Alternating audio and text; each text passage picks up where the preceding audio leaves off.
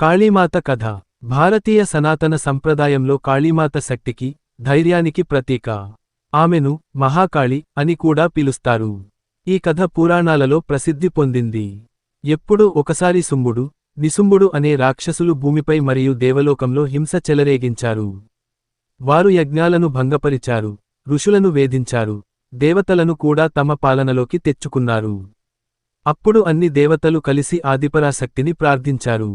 ఆ ప్రార్థనలతో దేవతల శక్తి ఒక్కటై ఒక దివ్యరూపం బయటపడింది.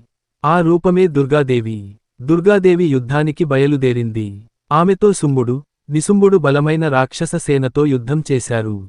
యుద్ధం చాలా కాలం కొనసాగింది. దుర్గాదేవి రాక్షసులను సంహరిస్తూ పోయింది. కాని చివరగా రక్తబీజుడు అనే భయంకర రాక్షసుడు వచ్చాడు.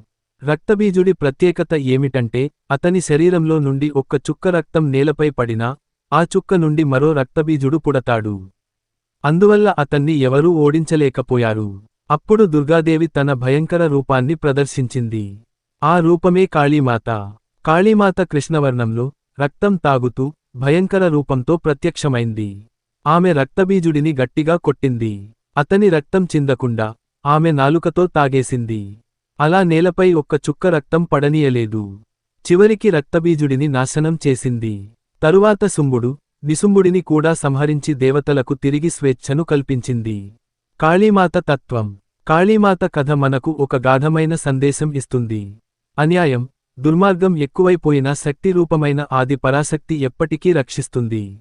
అసత్యం ఎప్పటికీ సత్యంపై గెలవదు. మహాకాళి రూపం భయంకరమైనదైనా, భక్తులకు ఆమె ఎప్పుడూ దయామయ. కాళీమాత. ఈ వీడియో నచ్చితే సబ్స్క్రైబ్ చేయండి, లైక్ మరియు షేర్ చేయండి.